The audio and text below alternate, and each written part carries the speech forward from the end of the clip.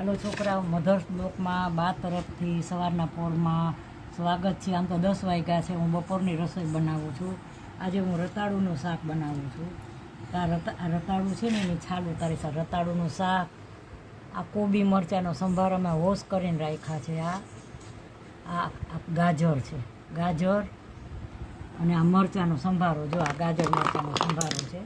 આ ગાજર મરચાંનો સંભારો બનાવવાની છે. અને આ છે ને આનું શાક બનાવવાની છે. રતાળું છે, આનું કાચું બનાવવાનું છે. આ ડુંગળી ટમેટા ને મરચાંનું કાચું, અને આ હું છે ને રતાળુનું શાક બનાવવાની છું. જો અત્યારે આવા છે ને હમણાં થોડીક વાર થશે ને તો બ્લેક થઈ જશે એકદમ.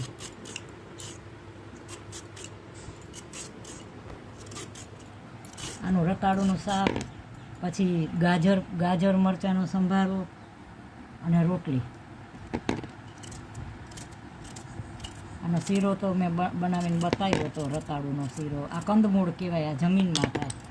આ ને મૂળા ને ગાજર ને બધું અમુક વસ્તુ જમીનમાં થાય. જ્યાં થોડીક વાર થશે ને તો કાળા મનસે પડવા.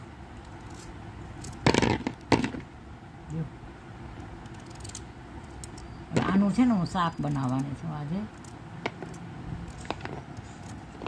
આનું શાક થોડુંક મીઠું થાય. ઓલરેડી તમે ખાંડ તો શાકમાં ઘણા નાખતા હોય. આનું બનાવો તો શાક આમાં ખાંડ નહીં નાખવાની, એટલે હાલે. આની યાર તમે બટેકાઈ નાખી શકો, પણ હું તો નકરું બનાવું છું.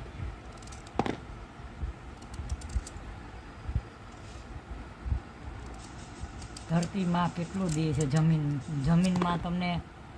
જમીનમાં એટલી વસ્તુ ભગવાન દે છે તમને. માણસોને બુદ્ધિ આપી છે. માં ભગવતી જમીનમાં કેટલી વસ્તુ ઉગાડે છે. ધરતી માને ઉઠીને પહેલાં વહેલા તમે જમીન ઉપર પગ મૂકો ને, હું તમને ખાસ કહું છું, કરો ન કરો બીજા નંબરની વાત છે, પણ તમે ઉઠો ને તો જમીન ઉપર તમે પગ મૂકો ને પહેલાં તમે છે ને એને પગે લાગો. ધરતી માને પગે લાગો. એના કેટલા ઋણ છે આપણી ઉપર. એના ધરતી માના એટલા ઋણ છે કે તમારી જન્મ દેનારી માના જેટલા ઋણ છે ને એટલા ઋણ ધરતી માના ઋણ છે. તમે એને ઉઠીને પહેલાં ધરતી માને પગે લાગો, પછી જમીન ઉપર પગ મૂકો. ધરતી માનું મહત્ત્વ બહુ છે. જો આવા જ કટકા હું કરીશ, બધા આવા કટકા કરીશ. આનું હજી સુધારવાના બાકી છે. અને આનું શાક બનાવીશ ને કોબી મરચાંનો સંભારો મેં બનાવ્યો હતો. હવે આજે હું દેશી ગાજર અને મરચાંનો સંભારો બનાવું છું. આમાં હું પાણી નાખી દઈશ, નકરા બ્લેક થઈ જશે એકદમ. બસ આ બધાનો શાક બનાવીશ હવે. હાલો છોકરા, મધર્સ બ્લોકમાં તમારું સ્વાગત છે. જો હવે છે ને હું આ શાક વઘારું છું. જા મેં સુધાર્યું છે.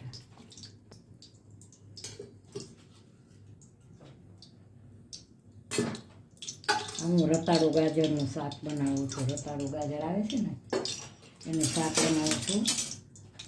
અને તેલ મૂકી દીધું છે. અને આ જો મેં સંભારો, આ સંભારો છે. આ સંભારો હું વઘારીશ. એટલે કોબી મરચાંનો હતો, આ ગાજર મરચાંનો છે. આ શાક બની જશે ને તો હું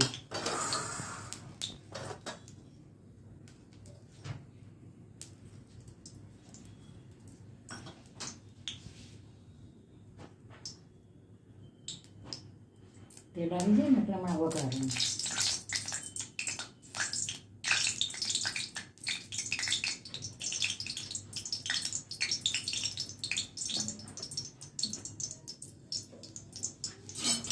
આજે શાક, સંભારો અને રોટલી બનાવવાની છું.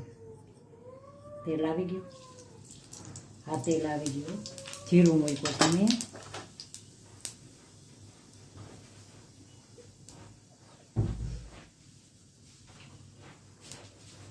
જરા રાઈ નાખી છે.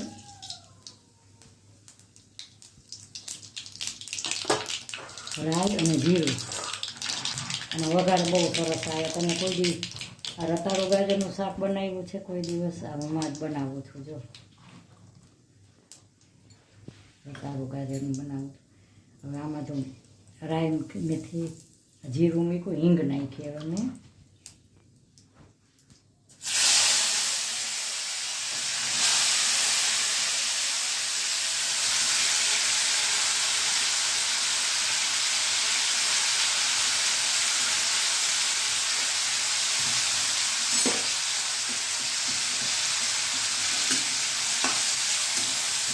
શાક બહુ સરસ થાય અને વઘારે સરસ આવ્યો, જો એકદમ સરસ વઘાર આવ્યો.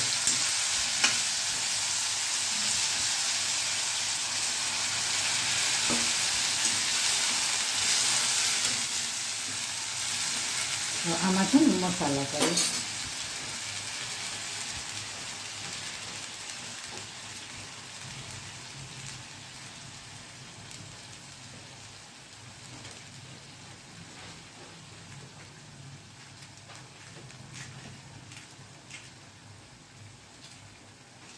ડાયરેક્ટ સીધું જ ને નાખા મસાલા, એવો મસાલા કરીશ.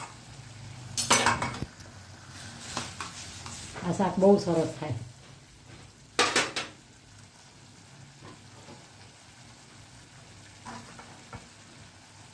હળદર થોડીક નાખું છું, મીઠું નાખ્યું મેં અને હળદર.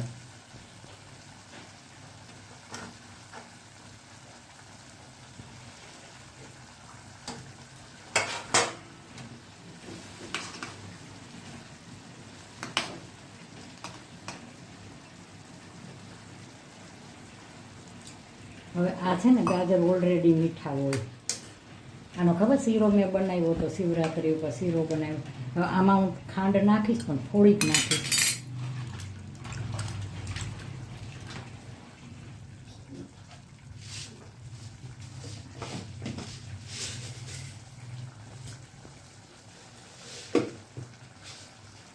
જરાક નાખી ખાંડ. જો આનો કલર જો કેવો આવ્યો છે, હાઈ ગ્લાસ.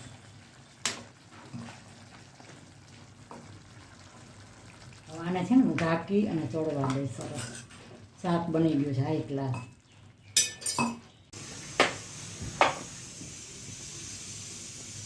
હળવા મેરાઈ નાખી છે.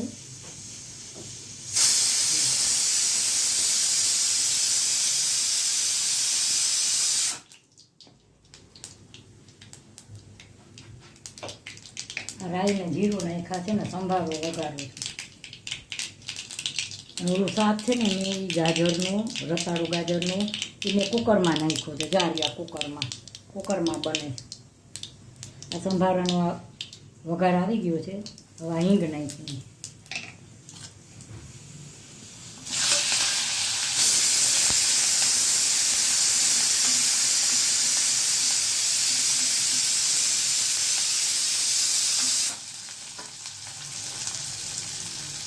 મીઠું નાખ્યું, હળદર. અને ઘણા છે ને સંભારો પીળો કરે, હું સંભારો આમાંથી આવો તીખો કરીશ.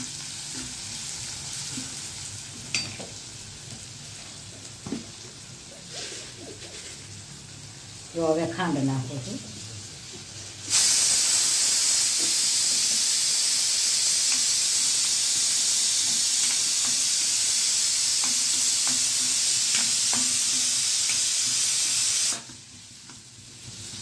સેજ પાણી નાખી એટલે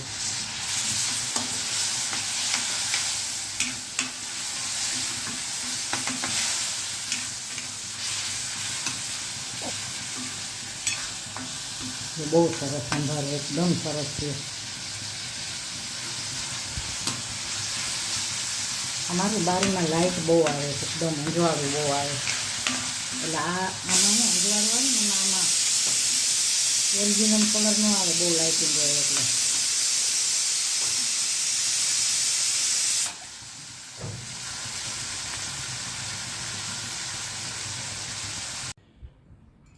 હાલો છોકરા, હાલો બચાવ.